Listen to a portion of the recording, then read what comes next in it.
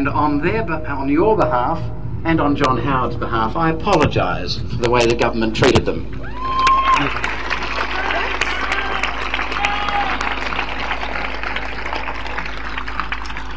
What we've seen in the last 6 years in particular is the emergence of a single characteristic of the present government that should frighten us and repel us. They are bullies. They are simply bullies. In everything they do, they act like bullies. They pick on the weak and the defenceless, and they cower to the powerful. Why are we in Iraq? Because George W. Bush is stronger than John Howard. Why are children and women and innocent men held in detention centres here or in Nauru? Because they're powerless, and John Howard is a bully. You've seen it.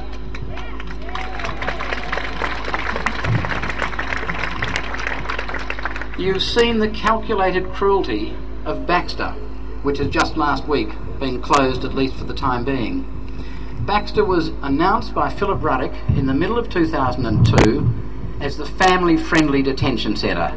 Can you believe the family-friendly detention centre, surrounded by an enormous fence, which the ground plan of the facility described as a courtesy fence, but which turns out to be a 9,000-volt electric fence around the family-friendly detention centre.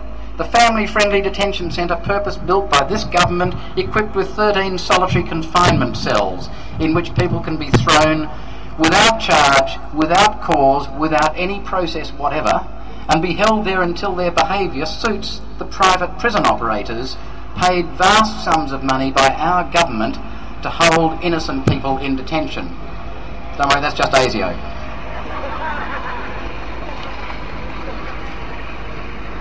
We have seen the government give to ASIO the power to take innocent people, not suspected of an offence, to take them off the street and hold them in communicado for a week, in which they are compelled to answer questions.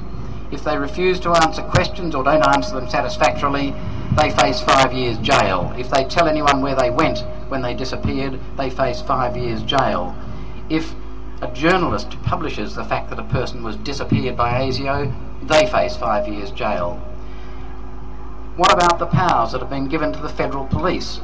The power to go off in secret to a judge and ask for an order jailing a person for a fortnight, not because they did commit an offence, but because they might. And when the person is arrested and jailed, they're not allowed to know the evidence used against them.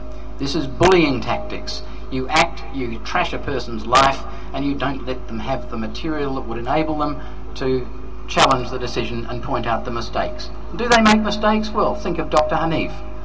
Think of the fact that when ASIO sent its men back to Nauru last year to interview again the two Iraqis, Mohammed Sagar and Mohammed Faisal, who were languishing there after 5 years, two men recognised by us as refugees but refused visas because ASIO had adversely assessed them, ASIO decided to go back and have another talk to them after we issued proceedings in court.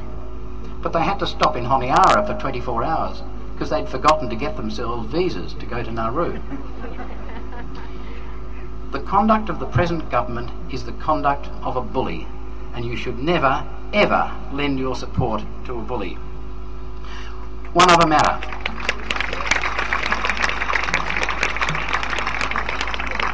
We've been welcomed to this country by the descendants of the traditional owners, and yet our government is unwilling to welcome others who come here for protection.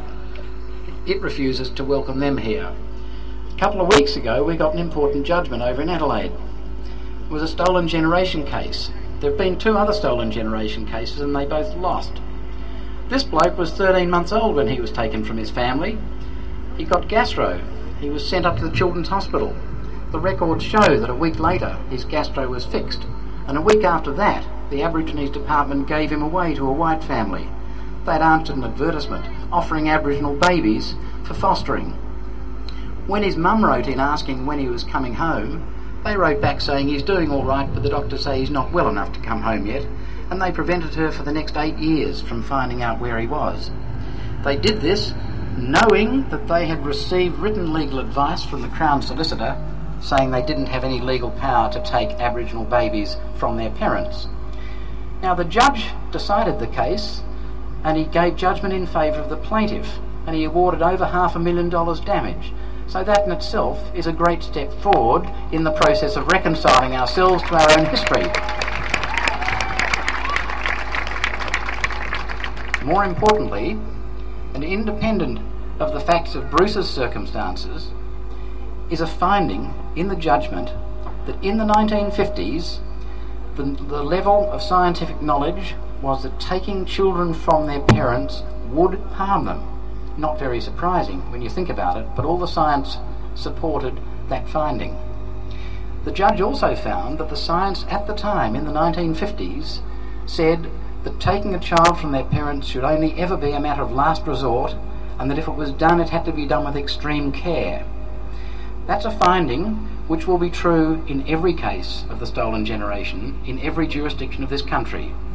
And every state and the Commonwealth are faced with this fact, that when they allowed Aboriginal babies to be taken from their parents, they knew they were inflicting harm. They knew they were harming children. And their best excuse is either that they had a law which allowed them to harm children, or even more shameful, that they had a policy in which they thought that it might be nice for black children to grow up in white households. It's almost too embarrassing to say that we would rely on that excuse now. In the wake of that finding, this country owes every damaged member of the stolen generation not just an apology, but some kind of reparation to make good the damage which was inflicted deliberately and knowingly a generation ago.